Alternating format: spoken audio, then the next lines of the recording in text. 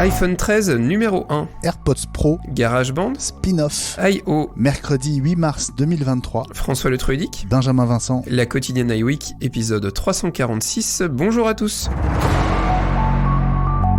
Quel a été le smartphone le plus vendu en 2022 à travers le monde ? C'est l'iPhone 13, selon une étude signée Counterpoint Research, mais avec seulement 5% de part de marché total.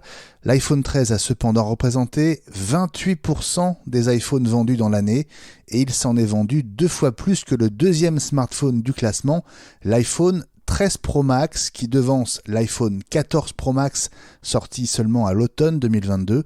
C'est d'ailleurs la première fois qu'un modèle Pro Max devance le modèle Pro et le modèle d'iPhone de base. Le 14 Pro Max est en fait l'iPhone qui s'est le plus vendu au dernier trimestre 2022. François, est-ce que ça te surprend à la fois la première place globale de l'iPhone 13 et cette deuxième place du Pro Max de la gamme iPhone 13 ? Je t'avoue que oui, énormément. Je pensais pas que le Pro Max représentait autant de ventes que ça. Moi, je m'attendais vraiment à ce que ce soit plutôt les modèles Pro normaux qui soient devant. Le côté pelle à tarte, moi, c'est vrai que je suis pas hyper fan. Mais bon, visiblement, aujourd'hui, les gens sont vraiment très friands de grand format. Le fait que ce soit l'iPhone 13 premier, bon, c'est relativement logique. Ça reste l'iPhone, on va dire, d'entrée de gamme, entre guillemets, de la génération précédente, mais qui était à l'époque, début 2022, la génération, on va dire, courante de l'année. C'est vrai que ça reste très surprenant, surtout que l'iPhone 14 Pro Max soit même devant l'iPhone 13 Pro et l'iPhone 14 aussi. Maintenant, de l'autre côté de la balance, on pourrait se poser la question, on dit quand même énormément que l'iPhone 14 Plus est un gros bide, un gros four, enfin qui ne marche pas, et voilà, on envisage même une disparition de la gamme, sans doute pas cette année, mais pour l'année prochaine.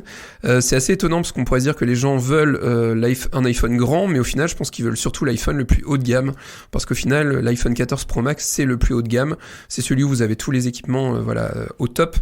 Donc je pense que c'est peut-être pas la taille, c'est aussi le côté avoir le plus bel iPhone, le plus grand iPhone et le modèle Pro. Maintenant on verra ce que donneront les chiffres pour l'année 2023. Je serais assez curieux de voir si effectivement l'iPhone 14 Pro Max va arriver premier, même devant l'iPhone 14. Je pense vraiment que l'iPhone 14, on l'a dit, hein, c'est pas une bonne occasion, même si maintenant il existe en jaune. Mais voilà, c'est pas la priorité. Et dans ce classement, l'iPhone truste en fait 8 des 10 premières places. Samsung sauve l'honneur avec la 4e place pour son Galaxy A13 et la 10e place pour son Galaxy A03. Et donc aucune place dans ce top 10 pour la gamme Galaxy S22. Décidément, quand il s'agit d'Apple, le public préfère effectivement le haut de gamme. Il en va de même pour les AirPods Pro 2 dans le classement des ventes d'écouteurs et de casques sans fil au 4e trimestre 2022, établi par Canalys. Un peu moins de 80 millions d'exemplaires vendus en 3 mois. Alors c'est 23% de moins qu'un an plus tôt. Pour Apple, la baisse atteint même 30% parce que les ventes fin 2021 avaient été boostées à l'époque par le lancement des AirPods 3, mais aujourd'hui ce sont bien les AirPods Pro 2 qui tirent les ventes. Elles ont représenté 63% des ventes de produits AirPods et Beats vendus par Apple au 4e trimestre, François. Ouais, c'est pas très surprenant, je pense que les gens sont assez friands de la réduction du bruit. On sait que les modèles AirPods classiques ne l'ont pas, je pense que c'est aussi pour ça que ça se vend aussi bien. Maintenant, le chiffre est quand même assez important, mais la baisse, elle, s'explique, je pense, par le peu de nouveautés qu'il y a eu sur ces nouveaux modèles d'AirPods. C'est vrai que la baisse est quand même assez importante. On s'attendait par exemple à des nouveaux AirPods Max qui ne sont pas sortis. Les AirPods Max, ça fait quand même un petit paquet de mois, voire d'années que c'est sorti.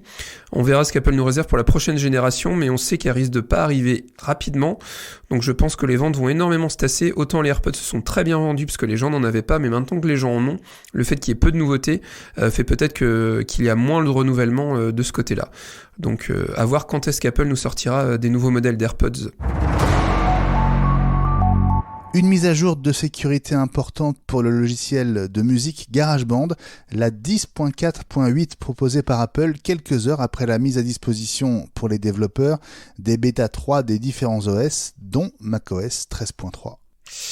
Oui, voilà, on pourrait croire que les mises à jour de sécurité ne sont applicables qu'aux OS, mais en fait on se rend compte que c'est pas uniquement aux OS, c'est aussi aux applications.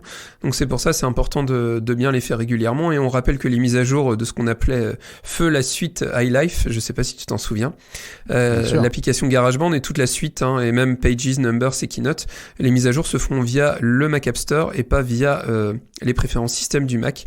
Donc n'oubliez pas de lancer régulièrement l'application Mac App Store sur votre Mac et de penser à faire les mises à jour de manière régulière. C'est une mise à jour de sécurité. On vous conseille fortement de la faire. Jason Sudeikis confirme que la saison 3 de Ted Lasso sera la dernière, mais dans une interview avec Deadline, il n'écarte pas la possibilité que l'AFC Richmond puisse être le théâtre de spin-off.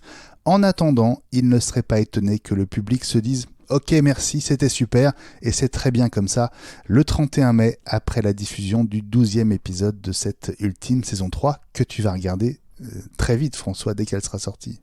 Tout à fait, et j'ai envie de dire merci Jason. Effectivement, je pense que ça sert à rien de continuer, et je pense que tout le monde sera ok pour dire il faut mieux faire 3 bonnes saisons que de nous faire des saisons à rallonge qui ne tiennent pas la route. Après, moi je trouve que l'histoire du spin-off est plutôt pertinente, on sait que ça s'est vu dans d'autres séries. Maintenant il faut que le spin-off soit judicieux, ce qui n'est pas toujours le cas. Moi je sais que par exemple, je prends l'exemple de la série The Walking Dead, il y a quand même eu des spin-offs qui étaient pas ouf. Je vais faire appel à ta mémoire, je sais pas si tu te souviens d'une série qui s'appelle Friends, je sais pas si ça te dit quelque chose. Il y avait eu un spin-off aussi de Joey, je sais pas si tu t'en souviens et que tu l'avais regardé, mais il y avait eu que 2 saisons, et en fait c'était juste le personnage de Joey, et c'est vrai que ça avait pas eu beaucoup de succès non plus. Donc voilà, une fois de plus, il faut que le scénario s'y prête et qu'il y ait une histoire à raconter, et pas faire une série uniquement pour faire une série. Mais j'espère qu'Apple aura l'intelligence de pas faire cette erreur-là. Et voilà, avoir une bonne idée, pourquoi pas, mais il faut vraiment que l'idée soit judicieuse. Comme je le disais lundi, c'est vrai que quand je vois la dernière saison de Mythic Quest, honnêtement, elle est super décevante. Donc voilà, ça sert à rien de tirer à rallonge. Je pense qu'Apple peut se permettre d'arrêter là-dessus, et d'arrêter sur une note positive, et que les gens puissent conseiller les 3 saisons de cette belle série qui est Ted Lasso.